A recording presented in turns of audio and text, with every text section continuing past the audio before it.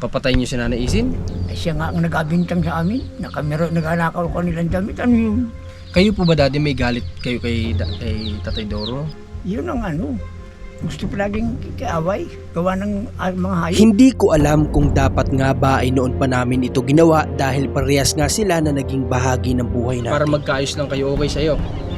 Halimbawa, hingi rin sila sa'yo ng paumanhin sa mga nangyari. Wala namang problema kami. Dahil matapos nga naming bisitahin ang dating tahanan ni Nanay Isin at Tatay Doro, habang papauwi nga kami ay hindi ko inaasahan na ito na pala yung magiging oras para makausap ko ang dating tinutulungan na si Daddy. Sino mga nakamiss kay Daddy? Ayan, kasama namin si Daddy ngayon. Grabe. Nagdala pa na kayo. Nagpinapunta po kami dito ni Nanay. Kamusta ka, Tatay? Ayos man. Buhay pa. Ito yung tahanan nila na dapat mapaayos natin dati. Kaso nga lang din natuloy. Si Daddy lang gumawa nito. Itong bahay nito. Di ba, Daddy? At sinusubukan nga kami dito papasukin muna ni Daddy dahil nga umuulan at napansin ko rin dito na wala ang kanyang asawa na si Mami. Okay, upo kami, Daddy. Ayun. Diba? Kasama ko ngayon si Daddy. Alam ko may mga nakamiss din dito kay Daddy. Kailan pa? Nasaan po si Mami ulit? Ano sa Quezon? Sa Quezon. Umuwi siya sa mga kamag-anak niya? Okay. Kailan pa po? Kahapon pa. Bago ko makakadating ngayon. Ay, hindi ko malam kung makakadating ngayon. Kahapon pa. Balikan lang siya? Babalik din ngayon? Mabalik lang. Mapuntalaan doon at meron yata. Hihingi hindi sa kapatid. Hihingi ng suporta. Pero kamusta naman kayo Daddy dito? Ayos din. Paano magsolo ka naman? Anong pinagkaabalahan mo? Ay, dito lang muna. Ako lang, ngayon lang naman ako nagsulo dito. Na habang nag-aitay kay Mami. Ano yun? Nag-message si Mami doon bago pumunta? O direkta na lang siyang pumupunta doon? Bumirikta na lang yun. Hindi na nagtatawag yun. Sabi rin ng kapatid eh. Pag kailangan mo ate, marito ka na lang. Huwag ka nang tawag-tawag. Mahirap. Bait din ano? Marito ka na lang. Kaya nga po yun yung sinasabi namin kung si Mami lang talaga kumbaga pipiliin niya din na maging malapit ulit sa pamilya niya. Hindi po ito magkakaganto sila Daddy. Kasi mabait naman ang family ni Mami, mabait sila. Kumbaga kapatid yun ay kumbaga hindian kung ano man ang hilingin ni Mami siguro. Kaya kagaya ngayon nagpunta si Mami doon para humingi ng suporta, di ba, sa mga kapatid. So hindi hindian sigurado ako kapag pumunta si Mami doon. Uwi si Mami dito na may dala, di ba? Pero ikaw Daddy, tuloy-tuloy pa rin yung pangingisda mo? Hindi ko, tigil ako ngayon. Gawa ng Maulan. Bagyuhin baga. Eh di ano lang hanap buhay mo kapag ganito? Ano lang.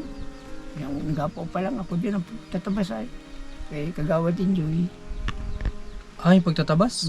Tataniman ko na Joey doon sa nabili niyang luti doon. Malawak yung nabili niyang luti doon ako kung nagalinis. Ikaw naglinis. Kung ako na tinabasan ko yung mga pinatanim. Hindi rin mo yan. 3 karya yun. At naliman lang yun. Taniman ko pa ngayon eh. Wala nang gapon. Kapag tanim na nakapagtabas na ako ron, tabasan ko na nga ay nasa 200. Labas 220 wari. Tabasan ko na. Ay sabi nga ni Kagawad ay at 4 na daan daw nga patanim niya doon. Ay ang natabasan ko lang ay 220. Ay abig ko mga patay. Ay hayaan po at ngayong kung ay ating patataniman ng bago at tatabasan. Pero kung doon nagsimula ako ron pizza pa bago magpasko. Kadali naman ako ng kulang 5,000. Abayos din ano? Oo. Daddy, ikaw po ba ilang taon na ulit? Abay, 67 na ako. 67. Si Tatay Doro ilang taon niya? 70 plus. 70 plus? Hindi, kanyon, siguro. 80 na yun. 80 na. 83 yata yun. Mas malaki ang tanda niya sa'yo. Ay, oo. Malaki ano? Ay, 1933 daw Yusip pinanganak baga. Mm. Ay ako naman ay 1956 lang. Ay di ka na ako anak lang nun. Oo. Mm. Kaya malaki pala talaga agwatan ninyo, ano? Ay, malaki. Mm. Si mami nga, laki ng agot sa akin yan. Oo nga. Pero si Mami, ilang taon na si Mami? 70 plus yun, di ba? Ako na yung 79 na. O 79. Sila ni Tatay Doro ang hindi nagkakalayo. Saka, si mami. Oo. Oo. Sila ang hindi nagkakalayo ng edad po. Ano, tama ako? Oo. So, pero si Mami malakas pa. Ay, malakas pa yun. Ano?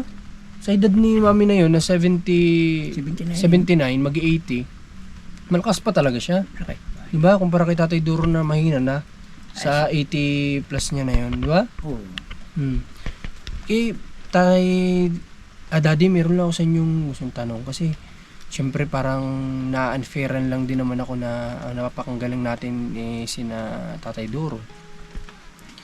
Pero ito, gusto ko lang ding maayos, kumbaga. Ayoko nang pahabain pero gusto ko lang maayos din kahit paano. Nung nandito po ba, bakit madalas ba kayo nag-aaway nila Tatay Duro dito? Hindi mo kami nag-aaway noon. Bakit ganun po ang sinasabi niya? Saan ba? Hindi kapag sinong kapag-aaway doon. Yun ang ano. Gusto palaging kaaway. Gawa ng mga hayop. Ay, ganun? Oo. Gawa ng mga hayop. Kaya na ganun. Ay, pero may mamanok ako. Nakabili ko sa kanya ng manok. Binili ko. 3. Ngayon, ay di namamara ko na. Mm.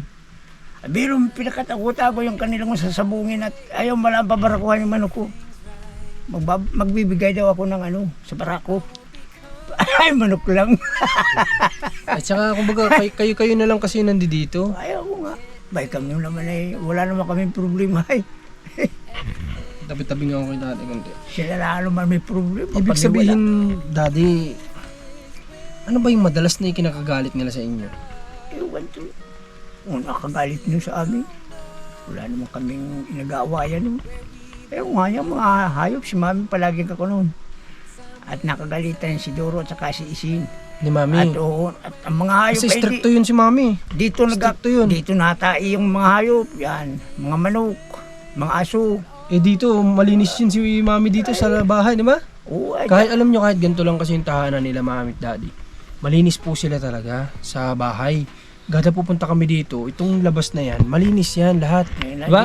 Every time na pupunta tayo dito, malinis. Walang kadumi-dumi po talaga. Ngayon na lang at maulan bagan. Kaya nga po sabi ko din kala Tatay Doro at Nanay Isin, talagang magagalit sa inyo. Kasi nga yung mga hayop ninyo ay alpas. Pumupunta dun sa harapan nila na nililinisan nila araw-araw, dudumihan ng mga hayop nyo. Bukod parte sa runa, dito baga takbuhan ng mga hayop nyo. Lalo pag ako yung nag-ako ng panggata. Hagisan ko yan dyan. Oh. Ay galit pa sa amin.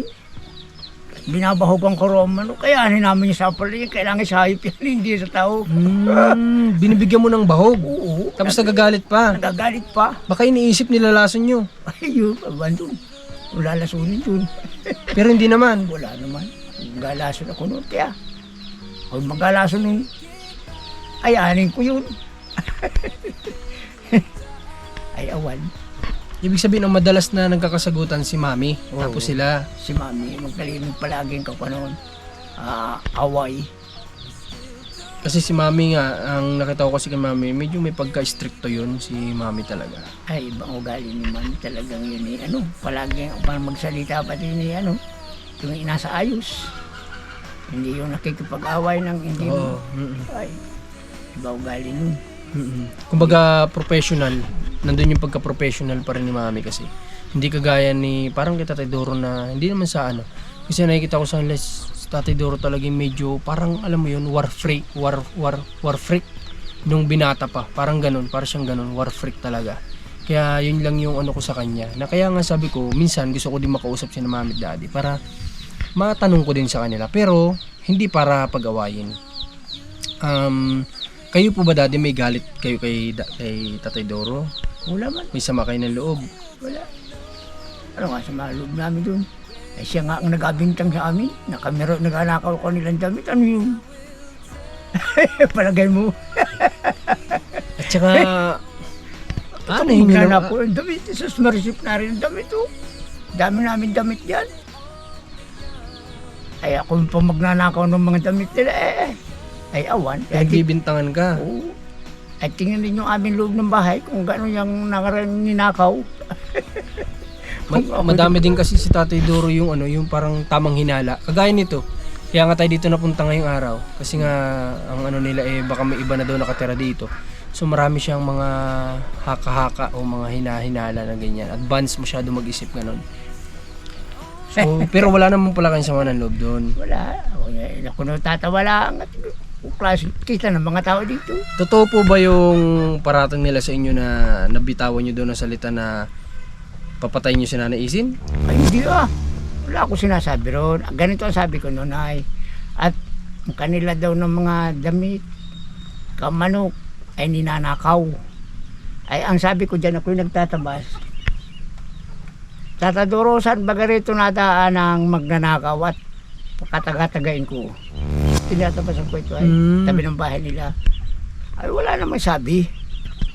Ay sabi ko nga ay kung saan nadaan dito yung magnanakaw at aking pakataga-tagain pag nakita ko. Ay masama bagay yun. Ayun yun pala yung sinabi mo. Oo, Na hindi nila naintindihan. Akala nila si Nanay Isin yung sinasabihan mo. Oo, siguro nang akala ng mag-asawa na yun. Hindi nila naintindihan. Ay nagagawa. Parang nga sila nagamalasakit ako pa kung saan nadaan ang magnanakaw dyan. At tinatabasan ko yung dadaanan ng magnanakaw para makita namin. Sasabihin mo nga papatayin ko. Ay, hindi kami ganun tao. Tinanong ko lang si Daddy kung totoo yung hinahampas niya yung mga alaga. At sabi ni Daddy ay hindi naman daw. Diba? Hampasin ko yan. Yung kanyata dito, dumaan yung nag-alukan rin. Binabahog pa nga. Binabahugan ko, paano akin kukunin ko yun. Hampasin. Binibigyan ko pa nga dyan ay. Eh, mga manok yan, ang paparito, pinapadparang ko ng sapal. O, sino naman nun eh. Bagay mo sa mga tao, kung masamang tao, hindi sila ko na dyan. Ay, bagay si Doro din lang. Dito po ba halos lahat dyan galit talaga kasi kay Tatay Doro? Ang tamo yun sa mga pinsan dyan. Kahit mga pinsanin nila, Oo. galit sa kanya. Mga pinsan, bagay na araw mga bahay-bayan, mga pamangkin. Yung natin sa ibaba rito, nakabuda ka rito. O mga pamangkin yan eh. Galit din sa kanya. Oo, daisy. Parang mga siraulo nga yan. Ayun nga yung sinasabi ko na ano na nagagalit kay hindi naman si Nanay Isin kamusta? Okay naman siya. Hindi ko man nakikita. Hindi kumbaga nung nandito okay naman bilang kapitbahay kahit paano. Okay naman at parang pating ko nyo na parang bata yun. Kahit yun nagagalit sa iyo. Amik yun. Amik ang kanon. Sasabihin niya talaga. Oo na. Ay, pasensya ka na. At talagang ganito lang. Para uli-uli ang baga ang mga ugali nun. Magsasabi naman siya ng ganon. Pero kung kay Tatay Doro nga lang ang problema talaga. Sa kanya madalas. Ano ang problema ano? Si Isinamig ang ugali. At utusan mo nasunod. Okay, kaya hindi naman siguro pag si Mami na utusan nung dala lang sa ospital. Si Mami ang nag-abedya mo sa mga tao dyan. Dalhin siguro sa ospital. Pasama pa bagang tulong yun. Kasi magkapit bahay ito na nga yung sinasabi ko po dati na dadalawa na nga lang sila dito. Nag-aaway pa, kumbaga parang ganun. Kaya nga sabi ko, kung hindi sila nakahanap ng lupang pagtitirikan, sabi ko gusto nyo babalik doon sa lugar na ito. Babalik sila dito sa lugar na ito, tapos kumbaga ganun na naman, pag-iisipan nyo na naman sila Daddy na pinagnanakawan kayo, ganto ganyan. Di away lang din na naman, stress na naman din kayo. May pangalit yung wala yun. Yeah. Pero mas okay na sa inyong wala sila dito. Ay, maybe pa. Ay, tawag pati ito sa may-ari ng lupa dyan. Galit nga sa kanila. Bakit daw? Ba't nagalit? Ayaw nga dun. Sabi baga nung inabot daw nga, sabihin na buhatin na pati bahay pag alis. Ay, ganun. Ayaw gano'n. May-ari ng lupa rito. Pati bahay nyo, alis nyo na rin dyan. Bit-bitin na. Oo, alis pala kayo ba? Hindi kayo nagsasabi, pati bahay na rin na ron. Pero alam niyo ba yung rason kung bakit sila inalis dyan? Nino? Namin, alam niyo yung rason? Hindi niyo alam. Mali ko rin. No, ang rason kasi noon, kaya nakiusap sila sa amin noon na alisin namin dyan kasi nga sabi nila, madalas nga daw kayong hindi nagkakasundo. Kaya sabi nila kung hanggat maaari, mailipat nyo kami. Kaya yung pabahay ni Mrs., doon ko sila muna pinatira para lang maiwasan yung argumento ninyo dito? No, ay ano pagdating doon? Anong nangyari din doon? Ayaw, pagdating naman doon, ayaw na naman. Gusto nila lumipat na naman. Ako, kahanap lang kayo ng sakit ng ulo sa mga matatanda. Nasa sa inyo yun. Hanap lang kayo sakit ng ulo doon. Ang dami ng personal message sa akin na nare-receive. Kumbaga, para sa akin lang din naman. Ano lang, mailagay na lang din natin sila siguro malapit doon sa mga kamag-anak nila. Kaya nagre-request silang paggawa ng kahit kubo. Doon sa kamag-anakan nila. Kasi nga, ang dami sa akin nag-personal message na huwag mo nang paggawa ng bahayan. Lalo na wag mo ding sabi nila wag mo ding palalakihan kasi sayang ang bahay, gagawin na naman yung kulungan ng hayop. Tama nga naman. Yun nga malaking pabahay ni Commander kahit paanong di ba, kahit paano mas maayos kumpara dito sa bahay dito. Ginawa din nilang kulungan yung loob ng hayop. Andun lahat ng manok, aso, nasira ang pintuan, nasira ang mga matings gawa ng aso. Di ba? Pero sa akin lang naman ay na lang, kumbaga may ilagay sila malapit doon sa kamag-anak nila kasi yun siguro yung gusto nila. Pero hindi na dito sa lugar na to. Kaya nga sabi ko mas mainam makahanap talaga sila ng paglilipatan na ibang lupa, hindi dito.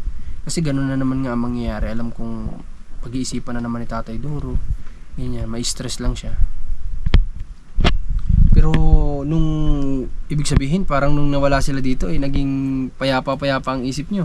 Bayo sa lagay nun, para nung dati kami rito, wala kaming kawakuan. Sino po bang nauna sa inyo dito? Kayo o sila? Kami. Kayo ni Mami. Ay samantala itigobot pa lang ako mapaparto. Kami magbahay dito. Biro mo lalaki na nun yung ko, nabunga na. Ito po bang may-ari nito? Kamag-anakan ni Nanay Isin? Ay, hindi. Hindi. Hindi yung kamag-anakan. Yan yung mga malaluan. Iba naman sa isin. Okay, siguro nakiusap lang din silang tumirik dito ng bahay. Hindi. Yang lupa na yan, na itong kalapit na itong sa amin ni Enjoy, tinuro sa akin ito ni Enjoy. Ngayon, yan ay sa mga Balyano. Ang sabi sa akin ng Balyano, nung may-ari niyan, kung ikaw ay makikipagbahay doon sa lupa ko, itanong mo kay daddy kung alin ang pagitan. Nagkataon naman yan. Sabi ko, ito ba kayo makakayong pagitan? Yan, Kanda Balyano yan, Kanda Oliver yan. Ay di dyan nagbahay. Diyan na nagtirik ng bahay. Ay ngayon, nung masumpungan namin dyan yung muhon, parang nasasakupan pa ito ni Enjoy. Pinakang dadaan ng panahon, sakop ito lupang ito. Ay hindi alam niya ni Enjoy. Hindi rin alam yung pag-itanan. Ay nakita namin yung muhon dyan nung magpasukat, magpasukat. Ay di yun sakop. Sakop, ibig sabihin yung pinagtitrikan nila sakop pa nung nitong... parang nasasakupan, parang nandadaanan ng... Nadadaanan. Okay. Parang kabi-kabila ay may hagdip. Ay yan ang tinuro sa atin ni Oliver ay noon. Na yan, kanila daw yan. Kaya diyan ko tinuro. Dito po ba, Daddy, may nagtira bang iba dyan sa bahay nila mula nung umalis sila? Ay wala. Walang natira dyan. Walang tumira? Wala. Pakais. Di ibig sabihin, haka-haka lang na naman talaga ito ni Tatay Doro. Sino matira dyan? Kaya nga nagpunta kami dito kasi nga sabi daw ni Tatay Doro kay Nanay Isin, may iba na daw nakatira dito. Baka daw pwedeng puntahan. Kaya nagpunta kami ngayon at nakikiusap si Nanay Isin na baka pwede daw naming tingnan. Pero wala pala. Wala matira dyan. Siya nga naman, sino ba naman ang titira dyan sa sira-sira? Sino matitira dyan? Dahil pang kulungan ng baboy sa abaho. Totoo nga naman. Dito ka na, Daddy, makakapasok ka pa sa loob ng bahay nila doon ka na nanaisin nung mga time na medyo mahihirapan ka pumasok sa loob kasi ang maaamoy mo, mga dumi ng hayop, dumi ng manok, dumi ng aso, nandun na sama-sama na sa loob ng bahay nila. Pero dito ka na, Daddy, tinan nyo naman, nasa loob kami ng bahay, di ba? Like before, kapag pumupunta kami dito, nakakapasok talaga kami dito, nakakaupo, malinis, malinis ang higa, malinis ang upuan, kahit na simpleng bahay lang itong tinitira nila, makakapasok ka sa loob. Ganto dito kina Daddy. Daddy, nung last time na pagkikita natin, hindi na kasi tayo nakapag-usap. Kasi si Mami naman medyo nailang na siguro, nahiya din siguro doon sa mga nangyari nga. Kaya nung mga time na yon, sabi ko nga kay Daddy, hatid ko na kay Daddy. Tapos 'di ba si Mami lumis na nandaan kasi medyo naiilang na rin siguro. Siya nga naman, sino ba naman ang hindi may ilang ng ganun, 'di ba? Na usapan. So So sinundan na lang siya ni daddy at sabi nga ni daddy, sige na, lalakad na lang kami. Nung time na yun, hindi na kami nakapag-usap talaga nun, nung mga time na yun. Pero daddy, kapag ganitong panahon na tag-ulan, di wala kang dagat, tapos yung pagtatabas-tabas lang, paano kung wala pang tabas? Paano? Eh, yun lang. May nakakako naman ng kaunting pira. Na-extra ako ng andyan na trabaho iba. Tapos si mami dito lang talaga siya. Ay, oo, hindi naman nagtatrabaho na yun. Buhat na ngayon ay magkasakit na Hindi mo na pinatrabaho, ikaw na lang talaga. Ako na lang. Sayang lang hindi natin naabutan din si mami at makakwentuhan din sana natin. Nakakamiss din po kasi itong dalawa. Sa totoo lang, daddy, sobra akong nahihiya sa inyo at sobra akong naiilang kapag pumupunta kami kala Nanay AC na alam niyo, nadadaan kami dito sa inyo na kumbaga parang ang sama na sa pakiramdam na sila yung isa sa kumbaga napamahal sa atin dati nung pumupunta-punta nga tayo dito, tapos biglang parang dadaan-daan na lang tayo dito, ganyan. Kasi nga iniiwasan ko na may masabi yung mga kapatid ni mami sa atin. Ayaw kong mamaya kahit napalihim, kahit walang camera, abutan natin sila may makapagkwento na naman sa mga kapatid. Kasi alam niyo naman may nakakausap yung kapatid ni mami dito sa mga taga dito. So baka mamaya may magsabi na naman doon na tinutuloy pa rin ba ng mga vlogger, tulungan yan sina mami, ganito ganyan. So yun yung iniiwasan. Kaya masakit para sa akin, daddy, na dumadaan ako ditong hindi man lang ako makapag-abot sa inyo ng kahit pa walang camera. Kasi dati, di ba daddy, na nag-vlog tayo dito, si Nanay Isin lalapit dito tapos bibigyan ko kahit pa paano, di ba? O parang yun ang nangyari nung sila nang tinutulungan ko. Bakit sila daddy hindi ko naman din maabutan, parang kagaya kay Nanay Isin dati na kahit walang camera na nagagawa kong bigyan. Hindi ko magawa kala daddy kasi nga dahil nga sa pangyayari na yun. So doon naman ako talagang medyo masakit sa akin yung kapag dumadaan kami dito ganyan nga na hindi, parang tinadaan-daanan ko lang sila mami na parang wala kaming pinagsamahan, na parang hindi sila napamahal sa amin dati, parang ganun. Kaya nung nagkaroon ako ng oportunidad na mailipat nga sila, nasabi ko kahit papaano hindi ako magigilty. Pero yun nga, sa ngayon sabi ko ay napapunta na rin lang naman tayo dito, wala naman si mami, di nakakwentuhan ko naman ngayon si daddy. Masabi ko ito sa kanya para alam din ni daddy, baka sabihin ni daddy parang nilalampas-lampasan lang natin sila dito. Ay, ganyan. Walang problema yun sa atin. Kasi meron naman tayong isip. Tama si daddy, buti pa si daddy nakakaunawa, di ba? Baka si Tatay Duro galit, may masasabi na naman. Di ba? Kung si Tatay Duro sigurado baka may nasabi na naman sa atin. Huwag naman sabihin ng mga viewers up dito na inaano natin masyado si Tatay Duro. Alam ko nakikita nyo naman. Kumbaga matanda na nga si Tatay Duro. Matanda na talaga. Kaso nga lang hindi pa naman baga huli lahat para itama mo yung mga mali mong nagiging kagawian kahit na matanda ka na, di ba? Paano ko tayo tatanggapin sa taas kung yung kapag nawala na tayo, kung yung ginagawa nating masama ay patuloy pa rin kahit sa huling buhay natin, di ba? Tama ba ako dati, di ba? Kumbaga parang kung pwede pa namang itama, itama hanggat nabubuhay pa.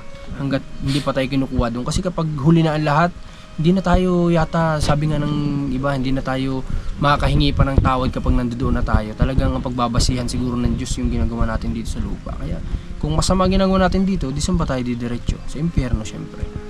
Kaya tayo kay Tatay Duro, huwag natin masyadong konsintihin mga viewers yung sasabihin natin lagi matanda na, hayaan nyo na. Hindi po ganun. Hindi dapat ganun. Na porque matanda na, hayaan na lang natin yung alam niyang tama para sa kanya ay mali naman talaga, di ba? Kung pwede pa nating pagsabihan, maituwid niya yung mga ganung gawain, gawin natin. Para din naman sa kanya yung sa kabilang buhay, di ba? Kasi maraming tao ngayon ang pinaghahandaan yung ngayon lang, pero yung sa kabilang buhay hindi nila napaghahandaan. May mga tao naman na hindi pinaghahandaan yung ngayon, ang pinaghahandaan yung sa kabilang buhay. O nagigets nyo yun, alam ko gets nyo yun. Baka nagpapakabuti silang tao para sa kabilang buhay, yun yung pinaghahandaan kasi nila, hindi yung dito. Yung mga ganun. Sa Tatay Duro, pwede pa nating mapagsabi-sabihan para mabago, diba? Baka mamaya paglipat doon kaaway na ng mga kamag-anak ni Nanay Isin. Di ba? Malay natin mabago pa niya yun, yung mga ganong nakagawian niya na hindi maganda. Kahit ipagtanong mo dyan sa kamag-anakan kung anong ugali ni Duro. At mga kamag-anakan dyan, alin dyan, daming kamag-anakan dyan, gano'n. Pagtatanong mo at Parehas ng sasabihin. sabihin mo. tanong ka yan. Sa mga pinsan niya ni Doro, mga pinsan ni AC, yan. Yan yung ano, yung malaking bahay dyan, yung nasa bihang aswang. Yung bang nariyan? Mga pinsan ni bagay ng Doro. Ay, Bakit sila yung, nung na-meet namin sila naman yung sinasabi ang aswang? Oo nga, sa white yun. Oh, may mga bata daw kasi dyan, minsan natatakot sa kay Nanay Isin. Ayaw. Kasi impostura daw, ganon. Yung ang kapal ng kilay, ng gawa sa uling. Tapos medyo maitim nga si Nanay Isin, natatakot yung mga bata. Kaya sinasabi nung napunta kami dito, yun nga, nung sabi ng mga bata ay, sabi ko kasi, nung papunta kami dito ni Rans, nandyan ba napansin nyo ba sila Nanay Isin na nandyan? Sabi, ay yung aswang, sabi ng mga bata. Kasi sabi ko, grabe, grabe naman na tinawag kila Nanay Isin na ganon, di ba? Si na nga nagsabi na aswang. Aswang yung kanyang asawa ng pinsan niya. Galit na galit bagay si paring ano, Jimmy. Ganito. Nakausap natin si Daddy na kamusta natin dito at may mga pinag-usapan nga kami behind the camera. Pinakat ko muna yung camera at may pinag-usapan kami kanina. So ngayon gusto ko lang pakita sa inyo kung gaano din talaga linis ito sila Daddy at si Mami dito sa bahay nila, na nagiging rason kung bakit pinag-aawayan palagi nila Tatay Doro at nila Mami yung tungkol sa hayop. Hindi ako nagkamali kasi yun nga talaga ang nangyayari. Ay, tinan nyo kasi tinan nyo ang mga platuhan, di ba? Nakasegregate, maayos. Dito makita mo walang dumi. Tinan mo, di ba? Walang dumi, nakaayos lahat. Nandito ang panggatong, nandito ang ano. Wala kang makikitang yung kahit simpleng bahay ito. Wala kang makitang yung dumi talaga na parang kagaya dun sa dati nilang tinitiran. At sa tinitiran nila ngayon na pabahay ni Commodore, nakita nyo naman yung ginawa nila. Diba, na yung manok nasa kwarto, tapos yung tao natutulog sa sala. Diba? So ganun yung pinagkaiba pa rin gato paano na kumbaga hindi naman sa ano, kumbaga yung pinag-aawayan nila nga na yung hayop kasi nila ay alpas. Ginagawang dumihan dito sa bahay nila Mami. Sila Mami malilinis, hindi naman kapares nila.